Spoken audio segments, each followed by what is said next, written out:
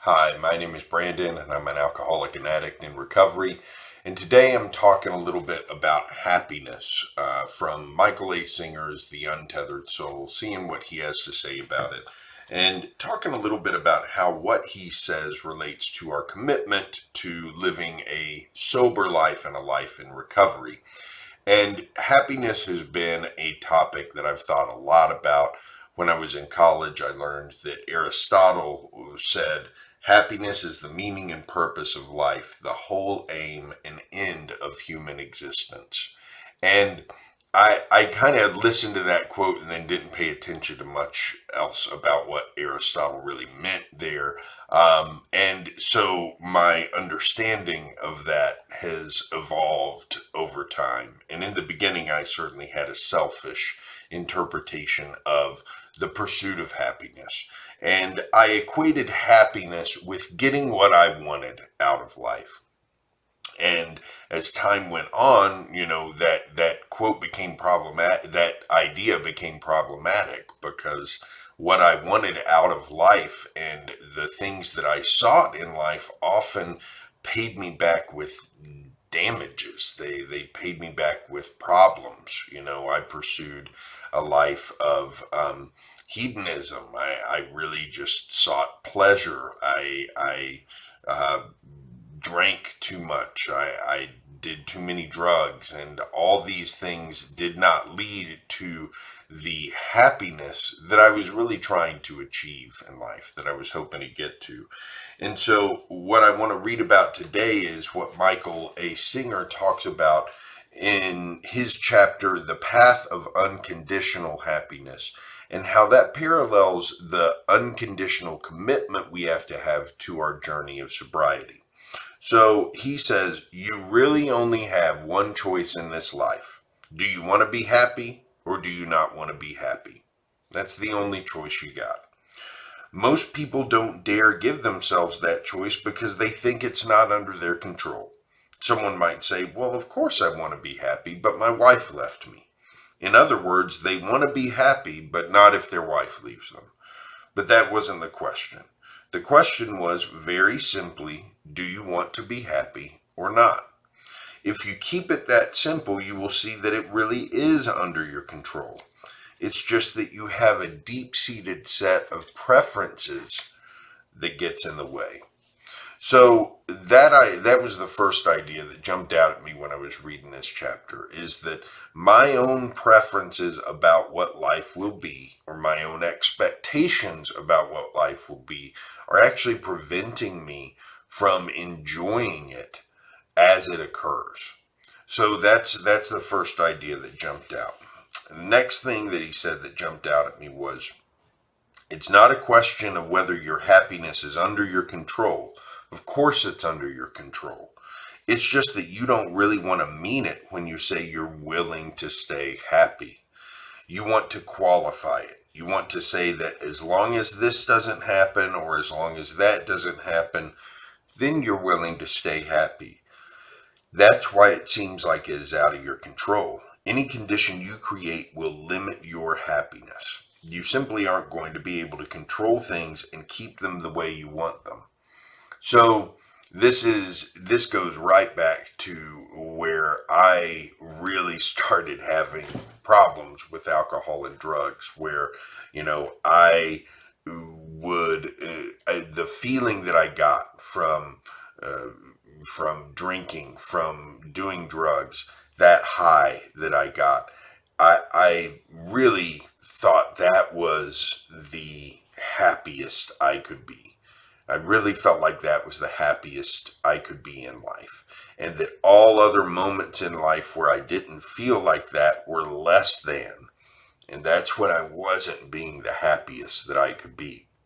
And so in those moments, because I set those conditions on myself, it was hard for me to be happy. And so anytime that I wasn't high or wasn't drinking, I consider that just I've got to get through this so I can get to my happy moment. And I missed out on so much of life that way. You know, I missed out on so many what should have been joyful occasions because I spent them thinking about how this wasn't the happiest I could be because I had set conditions on that happiness. So he goes on to say, once you decide you want to be unconditionally happy, something inevitably will happen that challenges you. This test of your commitment is exactly what stimulates spiritual growth. So when I read this sentence, the first thing that popped out was you can replace that with once you decide you want to recover from addiction, something inevitably will happen that challenges you. And this happens to everybody in recovery.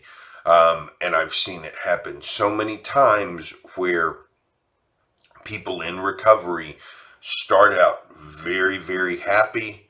They're really happy in their recovery, and then something happens that challenges that, and they go back to using. So let's see what else he says here. In fact, it is the unconditional aspect of your commitment that makes this the highest path. Unconditional aspect of your commitment. It's so simple. You just have to decide whether or not you will break your vow. When everything is going well, it's easy to be happy. You can change that. When everything is going well, it's easy to be sober. But the moment something difficult happens, it's not so easy. You tend to find yourself saying, but I didn't know this was going to happen. I didn't think I'd missed my flight. I didn't think Sally would show up at the party wearing the same dress that I had on. I didn't think that someone would dent my brand new car 1 hour after I got it. Are you willing to break your vow of happiness because these events took place? The real question is whether you want to be happy regardless of what happens. So again, substitute. The real question is whether you want to be sober regardless of what happens. The purpose of your life is to enjoy and learn from your experiences. You were not put on earth to suffer. So this is where decisions come in, and this is where commitment comes in, and this is where willingness comes in. There's a reason that willingness is so important in many recovery programs, and that's that we have to be willing to commit to an unconditional situation where we decide, you know what, no matter what happens in life, I am never going to use drugs and alcohol again. I am never going to do that no matter what happens. My state as a person in recovery is not going to waver because of conditions outside of my control. If my wife leaves me, if my child dies, if something terrible happens, I am not going to drink. And as a person in recovery, I've had those thoughts. Well, if something terrible happens to my son, maybe then I'll have some drinks. And you have to quickly banish those thoughts from your mind and say, no, that will literally cause all the problems that I don't need in a situation like that. What I need is to experience that situation fully. I need to be there with that situation and be available for the people who need me. So he goes through a lot of great information here about happiness, about commitment. But the one other thing I wanted to point out is he says the key to staying happy is really very simple. Begin by understanding your inner energies. If you look inside, you will see that when you're happy, your heart feels open and the energy rushes up inside of you. When you aren't happy, your heart feels closed and no energy comes up inside. So to stay happy, you don't close your heart. No matter what happens, even if your wife leaves you, or your husband dies, or you lose your job, or your house catches fire, no matter what happens, you don't close your heart.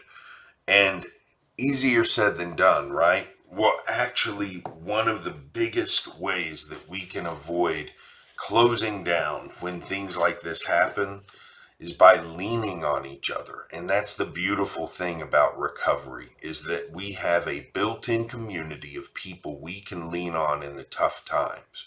And we who understand this commitment this unconditional commitment that we have, they understand it. And they understand how important it is to talk to each other when something happens in life that challenges that commitment. And they will be there for us.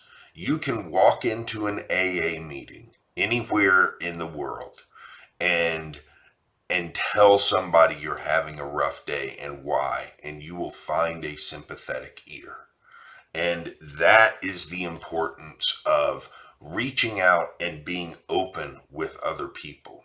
So, when he talks about closing your heart here when something bad happens, he's also talking about the isolating that many of us do as addicts in recovery. If something bad happens, we isolate, we stop talking, we shut down. And that's the wrong thing to do. The way that we keep ourselves open, the way that we allow ourselves to be in a situation is to acknowledge it and talk to someone about it. That allows us to be with the situation, not close against it. And it's only at that point that we can start to learn that our happiness and our sobriety is something that really can be experienced in an unconditional way, regardless of the situations that happen in our lives.